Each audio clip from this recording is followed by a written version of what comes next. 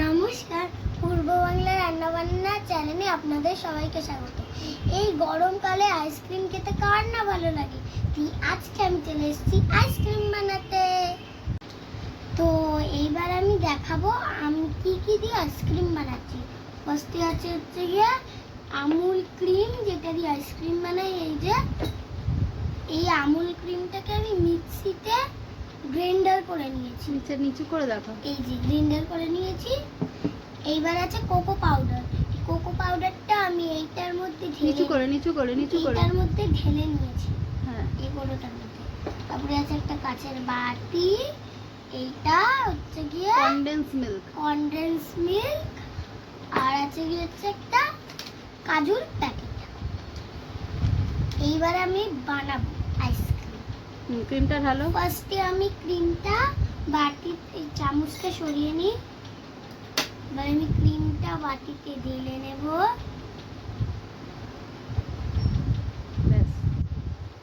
Cocoa পাউডারটা দিয়ে দাও, হাফ দেবে। এবার আমি কোকো পাউডারটা হাফ দিয়ে দেব।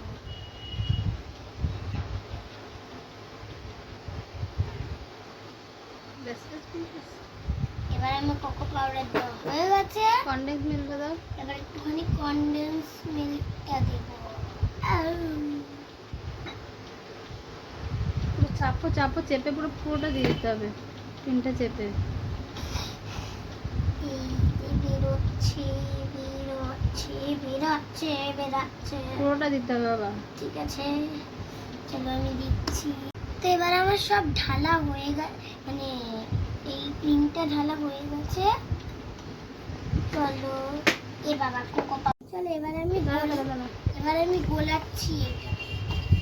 Mix mix mix mix mix mix mix mix mix mix হয়ে যাও। Mix mix mix. তো এইগুলো গোলানো হয়ে গেছে। এবার আমি কাজু দিচ্ছি পুরোটা। হ্যাঁ দে।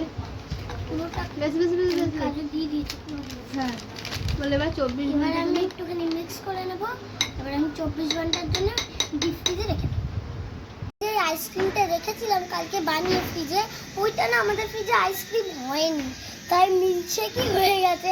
তাই এখন আমি এই যে মিক্সারের মধ্যে না গুলিয়ে এনেছি। এদিকে যাও। একটুখানি বরফ দিয়ে ওই মিল্কশেকটাকে গুলিয়ে নিয়েছি, অ্যাকচুয়ালি আইসক্রিম। তো এবার আমি কাঁচের গ্লাসটা ঢালছি।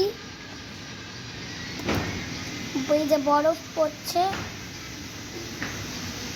তো ঢেলে নিয়েছি। এবার আমি টেস্ট করব।